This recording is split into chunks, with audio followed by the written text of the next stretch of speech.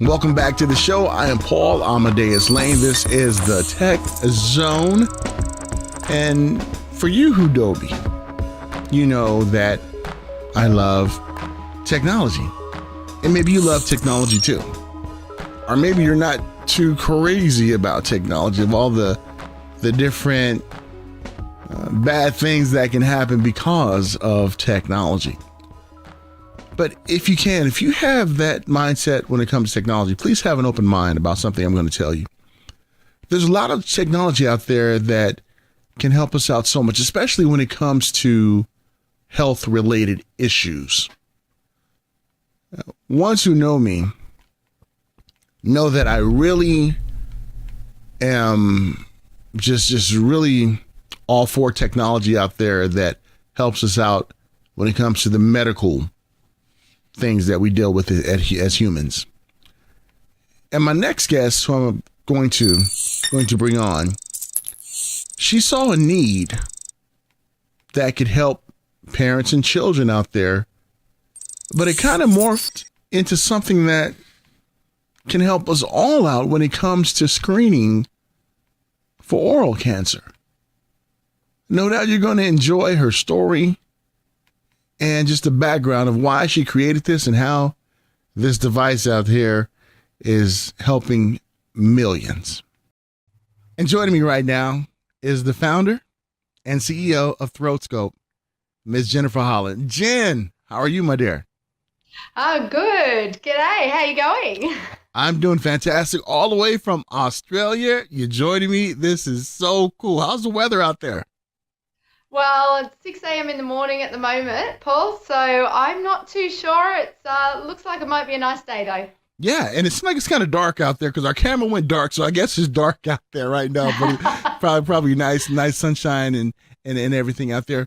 But Jen, when I found out about your company, did some research, I thought it was amazing about you that at a young age, you always wanted to invent something. So talk about that. Talk about young Jen and the creative mind that you had. Well, not a lot of people know, but I was actually born deaf and only got my hearing about 3 years later. And then up until about the age of 11, I had problems with communicating and my speech. So I think I sort of, my fascination for inventing and creating something all started back then. When I used to pull apart, radios and see how they operated and then could never get them back together. Much to my parents, disgust, they didn't really appreciate that. But, that's where my journey started. And I look back now and realize that it was always in me. It was just a matter of finding the right idea. And when we look at that, being at a young age and having this creative mind, because I was kind of like that too. And people labeled me as weird because I was creative, tearing stuff up, trying to put it back together. But all we were very creative. And talk about how that creative spirit never left you. And when you got a little older, you decided to go ahead and live out that dream. So from about 16, I moved out of home and I always was looking at different business ideas that came along, different ways to do things that was a little bit more simple and just things that would make your life easier. I actually started my business degree through university and worked 2 jobs, purchased my first house and actually at 19 and started my first business at 19. But it wasn't long after that I realized it really wasn't my business dream. It was someone else's. So from there, I got married and became a stay-at-home mum. And look, the idea for ThroatScope went as soon as it came to me in the doctor's surgery. I knew that it was something that I wanted to continue.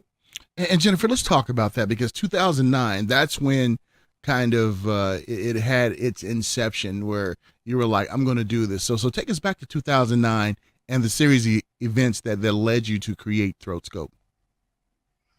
So I had my 15-month-old baby at the doctor's and he seemed to be suffering from a sore throat. So the doctor got out the old wooden tongue depressor and a handheld torch, and he asked me to put one hand around the top of his forehead and one hand around his arms to help hold him down while he tried to pry open his mouth with the wooden tongue depressor.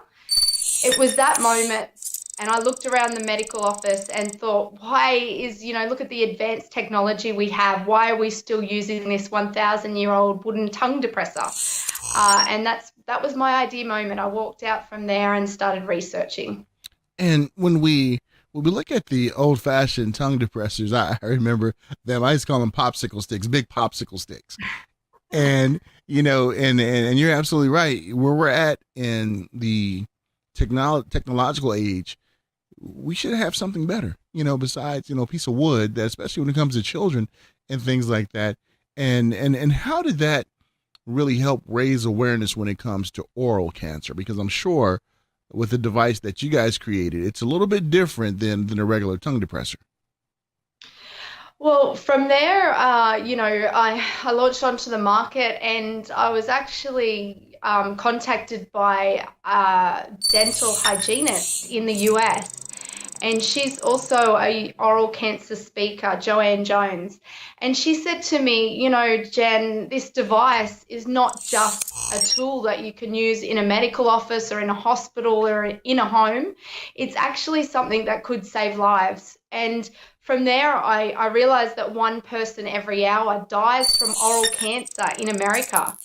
And I didn't know anything about it. So then I set out to learn as much as I could. I met with the founder of the US Oral Cancer Foundation, who is actually a stage 5 survivor of oral cancer, and realized that the one thing missing was education at home and people understanding what they could look for inside their mouth to be aware of these early symptoms. Wow. And I think, Jen, to hear you articulate the story behind that, it's kind of surreal because if that event didn't happen back in 2009, you and I would not be speaking to each other right now. And it's kind of real surreal, especially when it comes to oral cancer and even, we can even kind of maybe even screen ourselves now if we know what we're looking at and talk about just how the community, the oral cancer community, is really hopping on board with this. I know you talked about the hygienists and everything, but are there any more doctors or healthcare professionals that are really hopping on board with this piece of technology that you created? So now we have hospitals using it.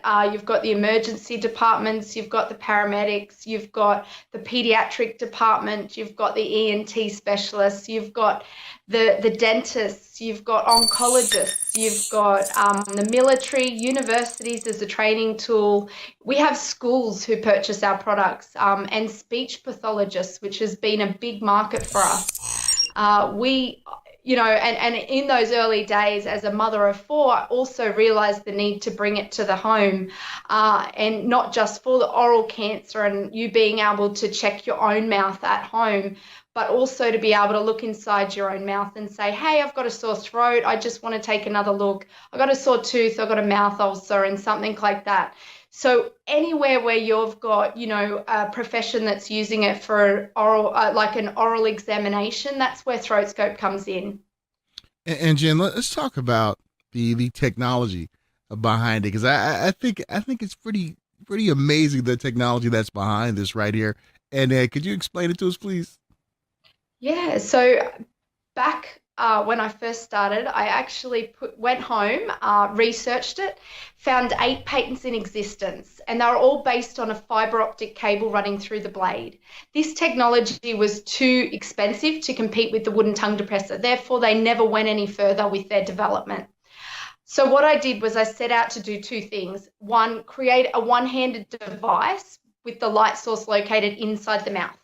So it would make it easier for the person to hold the patient and make it less uncomfortable for a parent if they were in the same situation that I was in. And having the added benefit of the light source in the mouth means that when you get that 1 second view of a child's mouth, or anyone's mouth for that matter, it might be in an aged care facility, you can get a really clear, easy, fast, accurate view. Wow. So it's really simple. What I created, it's a disposable blade, and it just couples together and lights up. Wow, that's like a little mini lightsaber. That is so cool. And then when you're done, it's just a disposable blade and it's recyclable and you just, yeah, you don't have to feel guilty about throwing it out, and it's a reusable handle, lasts you up to 5 years. Wow. Now the different blades right there. How many blades come with a standard one? Can you buy other blades, or how many come with a standard pack? So there's 50 blades or 100 blades in a pack, and they're all singularly wrapped so that you can actually, grab a couple in a hospital and do your rounds, or you can, take some to your clinic. Mum and dad at home, they have the same. They're singly wrapped and they come with a pack of two. So it actually looks like this on the shelf. Wow, that is truly amazing. And when you shared your story again about the doctor wanted you to restrain your child, I don't think everybody realized you were, they said, heavily pregnant with your second child, right? I was. So I was about 38 weeks pregnant with my second child. But I will share my story on. So I actually went on to have three more children along my journey. And at my fourth child, she was 8 months old, and my passion and drive for getting this out there, grew so much because she had her first anaphylactic reaction to peanuts. And I watched on in the hospital or in the ED department while two nurses held her down and a doctor tried to pry open her mouth with a wooden tongue depressor. And I thought, you know what, in this situation, 9 times out of 10, my child will open her mouth for a nice, shiny plastic object, and something that looks like a lightsaber. And that's Yes. why, I vowed to get it into every hospital, every doctor's surgery, and replace the 16 billion wooden tongue depressors that are used every year in the medical industry. Well, I say this since you and I both like Star Wars. The Force is strong with you, Jen. It is, and we're so glad that you created this. And we actually have a video right here. And walk us through this video right here. We see this doctor is seeing a lot of patients with this right here. Yes, that's correct. So, it's just showing people, medical professionals, how easy it can be when you're looking inside a child's mouth, and just gives you a couple of ideas on why it's so great. The one-handed control, the illumination of the entire mouth. It also can retract to the side of the cheek. So now you can pull your cheek aside and then actually light up the back of your teeth as well. So dentists find that an easy tool to use. They use it in a lot of homeless programs as well, where they go out on the streets and check the oral health of the homeless. And it works really well. We also donate a lot of stock over to Papua New Guinea, to any third world countries that need help or assistance in the oral space. And which is something that I really enjoy doing. Yeah, I think it's awesome, and you're kind of selling yourself a little short, Jen, because not only do you help us two-legged creatures, but your device even helps the four-legged creatures too. Tell us a little bit about that.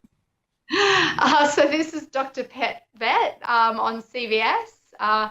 He uses throat scope. Oh, in this video, he's using it to have a look at the pug that has an unusually long tongue. So as you can see, it was a little bit difficult. So he got throat scope out, and when the pug actually opened his mouth, he got that really quick 1 second view, which I was talking about earlier. And that's the beauty about throat scope. It is easy, it's fast, and it's accurate. Yeah, and I bet too that vets kind of like this because they won't get bit, right? That's right. That's right. They don't have to get their hand as far in the mouth. I think that's good point. Yeah, and talk about too, just back in 2015, the company was recognized with a very prestigious award. Please tell us about that. So in 2015, we won the Sydney Design Awards. And we've won a couple of other awards from there. We won the 2017 Edison Award as well for patient care. So it was silver over in New York. We've won the Young Entrepreneur of the Year award last year. We've won a couple of different awards. We won about $50,000 from the Queensland government here in Australia. For What's the Big Idea Queensland, which is a competition recognising ideas that could come to life, and that was back in 2011, so that was early on. We've yeah, we've done pretty well in the innovation side of our technology. And talk about just how the business has grown. I was watching a video clip. I think it was the Today Show, and talked about just how the business has grown to the point now where this is a pretty big business now, Jen. It's not, this is like, wow. Please share that success story with us, because I think anybody out there who is thinking about creating something, I think you would get them off the fence and able to do this. Talk about just the success you guys are having now. Well, I can tell you and share with you that there's only really three and a half of us doing this. So, we've tried to find every opportunity that we can to use that to the best that we can. And we're now in 155 countries around the world in the healthcare space, but also in home care. We've launched onto 5,000 CVS store shelves just in August this year, which we're very, very proud of, and very, very excited to, start promoting that and helping Americans understand why it'd be so great to use it at home and look after your oral health. We're working on a campaign now called Check Your Mouth, which with the US Oral Cancer Foundation, and we're very excited to bring that to life as well. I don't think if you had have asked me in the beginning whether I would have thought that I would be sitting here talking to you now. There was a lot of hurdles along the way, so a lot of ups and downs, and a lot of things that I've had to get through. But as a small team, we've done really well to be where we are, That's and cool. we're looking forward to the expansion and coming to the US and really driving it over there. That is so cool. And I have a CVS right around the corner from my house. So I'm going to go out and I'm going to find it. I'm going to take a picture and say, look, Jen, I got mine. So we can definitely spread the word with that. And I think oral cancer is one form of cancer that doesn't get a lot of, I don't want to say publicity, but a lot of just awareness, because it's out there. And I think this device is going to save a lot of lives and help a lot of doctors out there.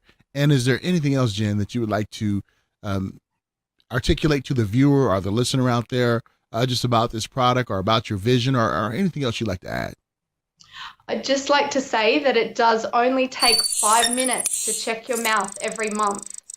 And, if you see something or feel something different inside your mouth and it's been there longer than 2 weeks, you need to see your doctor or your dentist. And if you want to get more information on the Check Your Mouth campaign, please visit checkyourmouth.org. All right, sounds good. And Jen, you guys have a website too. What's that web address out there so ones can check out and find out more about the company? Yes, it's just throatscope.com. Awesome. Cute little kid right there. Is that one of your children right there? That is my firstborn. Oh, Yes. awesome. Awesome. That is so cool to have the family involved and things like that. And I also heard through the grapevine, you can let me know if I'm letting the cat out of the bag or not, but I understand that you guys may have an app pretty soon as well.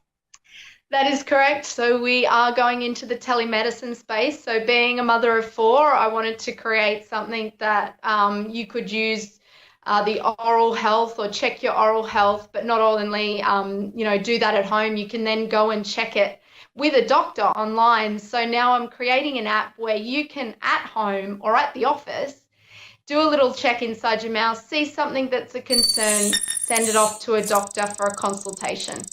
Wow.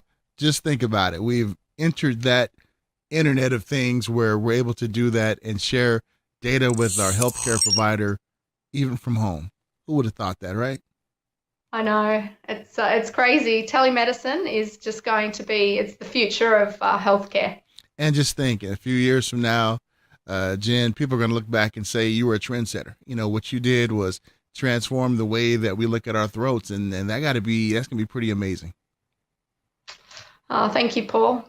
All right, my dear. Well, great talking to you. Now, how can one find out more about you guys? Is there a Facebook page, Twitter page out there that you guys have? Yes, What's the best way? that's right. So you can follow us at Throatscope. So it's very simple, or check out our website. And if you want to reach out to us, please go ahead and send us an email via our website, or shoot us an Instagram message.